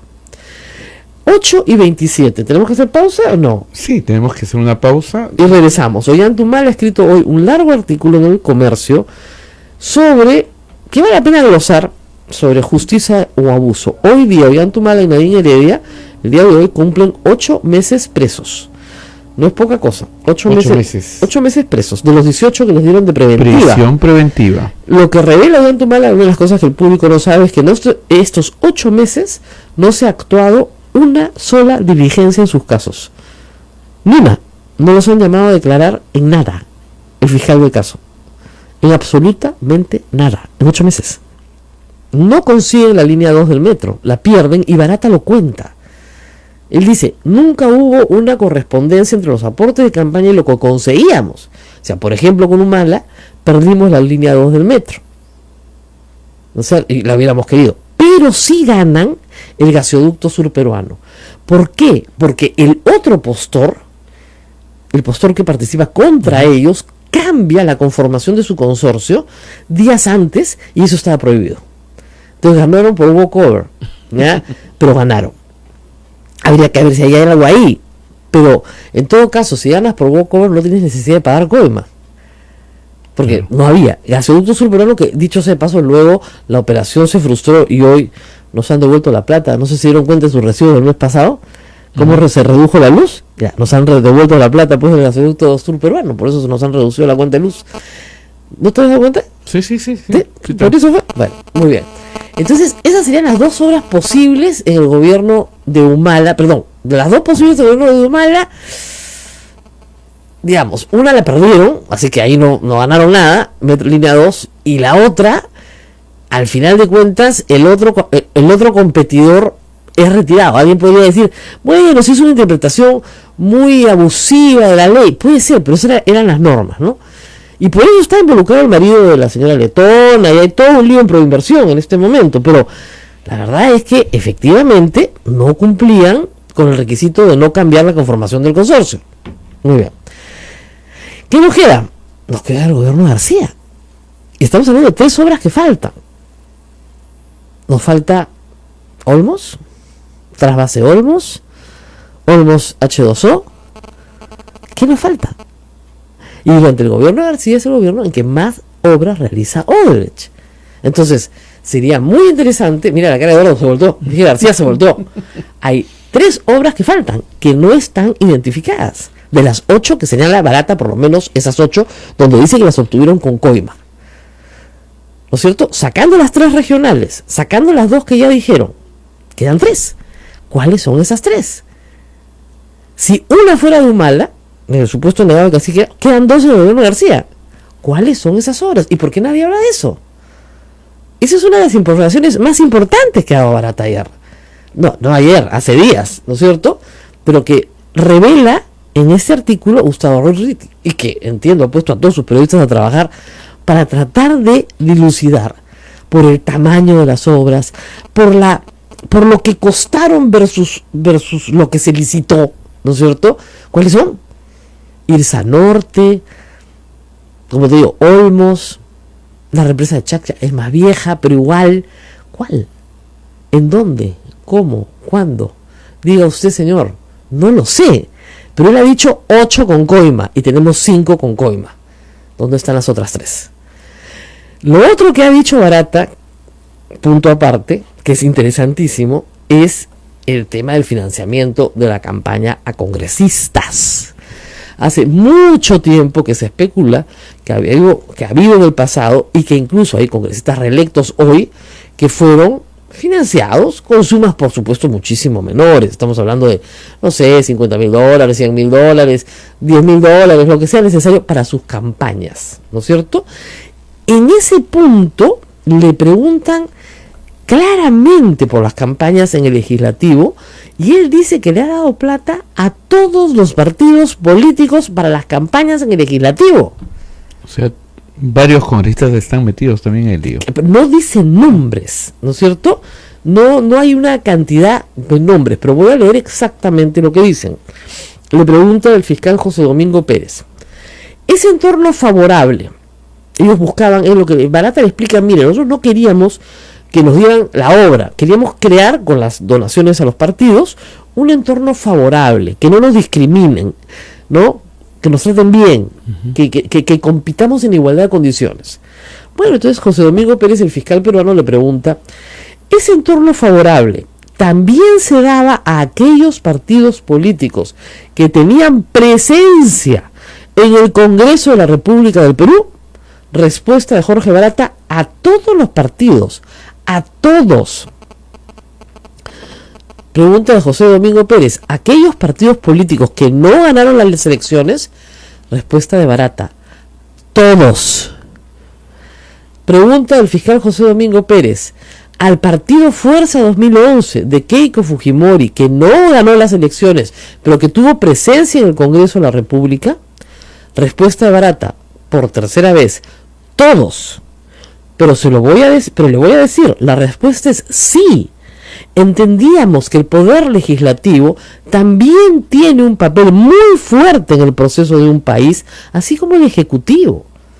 Pese a que el legislativo en el Perú tiene un papel mucho más fiscalizador que promotor, también pretendíamos con las donaciones de campaña tener algún acceso al legislativo.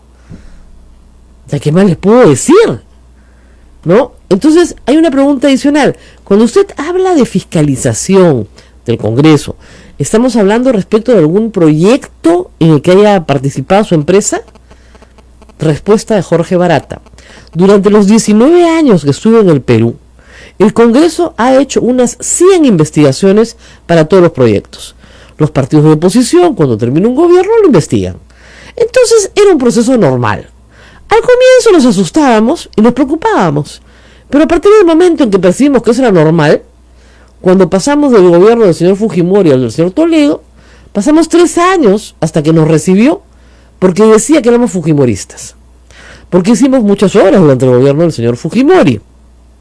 Cuando entró el señor Alan García, también bromeaba y jugaba con nosotros, diciéndonos que éramos toledistas, porque habíamos hecho varios proyectos durante el gobierno de Toledo. Y la misma cosa pasó con el señor Humala, quien decía que éramos alanistas, que estábamos con el gobierno de Alan García. Las empresas no quieren trabajar un solo gobierno, sino trabajar varios gobiernos en forma continua y continuada, y no ser una empresa perseguida o discriminada, sea por el Congreso o por el Ejecutivo. Esos aportes a las campañas, pregunta el fiscal, ¿buscaban cambiar la percepción de las autoridades de Perú? No sé si la palabra es cambiar la percepción. Era simplemente el tema de la percepción, que esta no era necesariamente negativa. ¿Ok? Muy interesante. Vamos a la pausa. ¿Ya? ¿Se quedaron con las ganas de más? ¡Hay más! ¡Hay mucho más! Mucho más. Regresamos después de la pausa.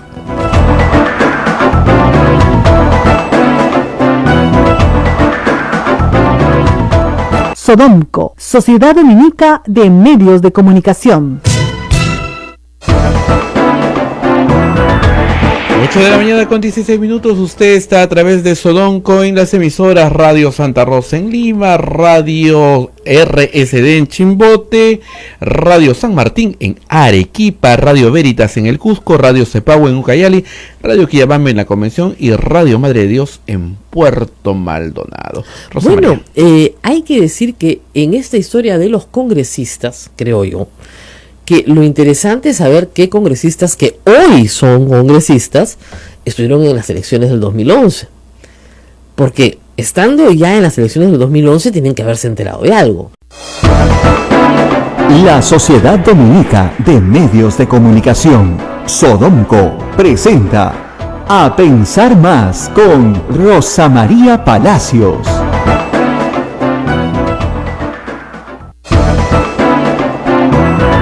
Ocho en punto de la mañana, señoras y señores, muy buenos días, bienvenidos a Pensar Más con Rosa María Palacios a través de las emisoras de Sodonco, Radio Santa Rosa en Lima, Radio Santo Domingo en Chimbote, Radio San Martín en Arequipa, Radio Veritas en el Cusco, Radio Zapago en Ucayali, Radio Quillabambe en la Convención, Radio Madre de Dios en Puerto Maldonado. Saludos también para Radio Huánuco, para todo Huánuco y para Ayacucho a través de Radio La Voz, que se unen a toda esta señal de A Pensar Más. Rosa María, muy buenos días.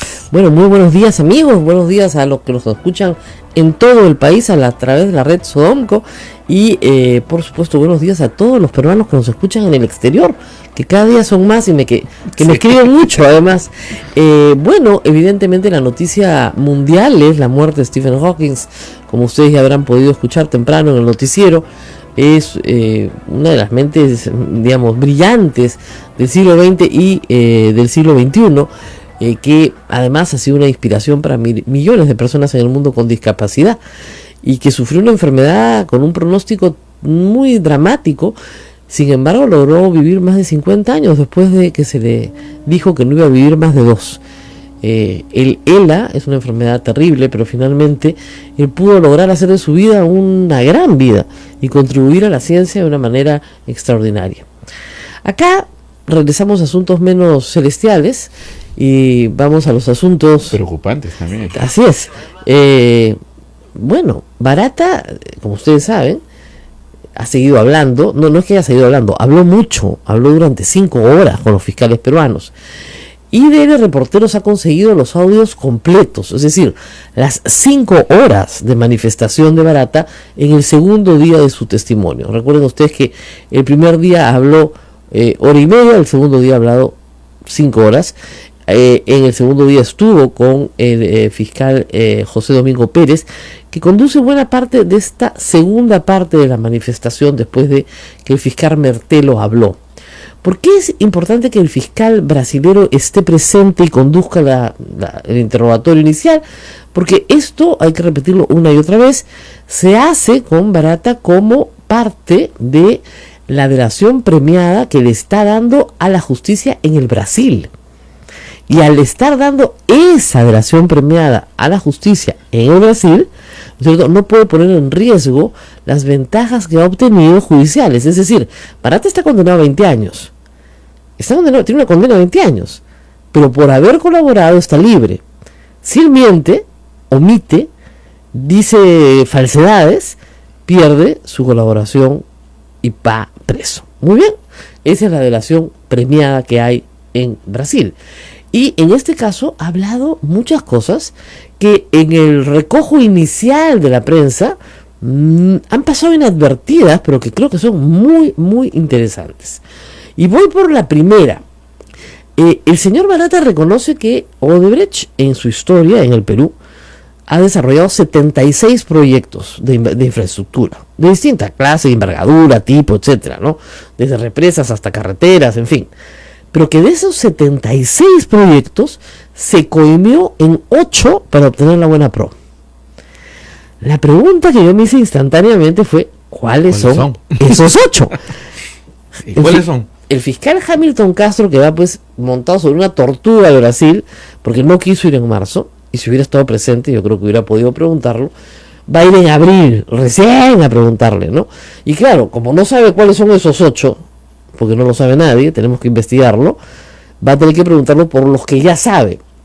¿Cuáles son los que ya sabemos?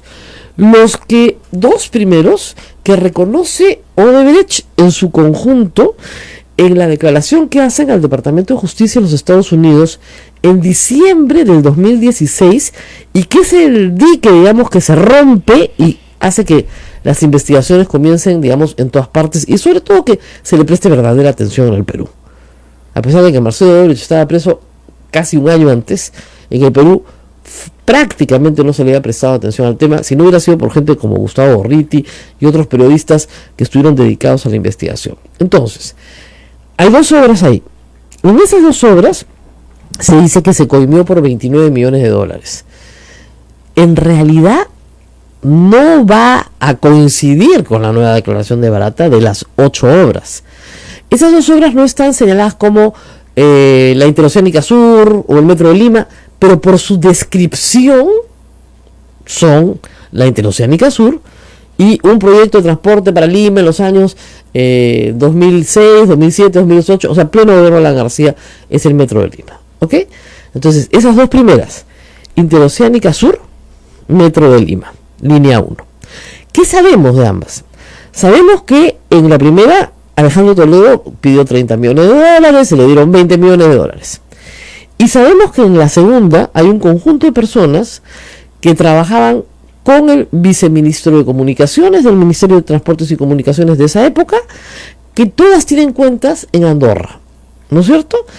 Esas personas, además de el señor Atala y otros más, podrían llegar a sumar los 9 millones de dólares para completar los 29 millones de dólares. Luego hemos sabido, por declaraciones de Barata, preliminares de enero del año 2017, o sea, hace un año, que había un caso en el Cusco, ¿no es cierto? El caso de Acurio y de los pitucos, como decían acá, ¿no es cierto? Ese es uno. 2, el caso de Félix Moreno, también investigado en el Callao, actualmente libre, no sé, estuvo preso, pero simplemente está con impedimento de salida, con algunas medidas de arraigo, pero está libre. Y el tercer caso es un caso que se investiga en Ancash por la propia Fiscalía de Ancash, que determina que el entonces gobernador César Álvarez estaba involucrado efectivamente en una coima por la pavimentación de una carretera en Ancash. Entonces tenemos esos 3 casos: Cusco, Callao y Ancash, más Interoceánica Sur y Metro de Lima. Bueno, queridos amigos oyentes, nos faltan 3. ¿Cuáles? Yo acepto sugerencias, como dice el público. Supongamos que hayan tenido que empezar a coimear a partir de Toledo, ¿ok? Supongamos. No digo que no haya habido coima en la época de Fujimori, ni siquiera no digo que no haya habido coima en la época de Alan García primero, porque ya desde ahí tenían el proyecto Chinecas. No digo que eso no, pero lo que sí puedo afirmar es que Barata no estaba en el Perú sino hasta el año 97-98. Y que en el 97-98 no se construyeron grandes obras de infraestructura porque teníamos una crisis económica muy fuerte, ¿no es cierto? La salida de Fujimori se da en medio de una crisis económica. Entonces, plata comienza a ver, ¿no es cierto?, hacia finales del gobierno de Toledo. Por lo tanto, tendría que ser el gobierno de García o el gobierno de Humala.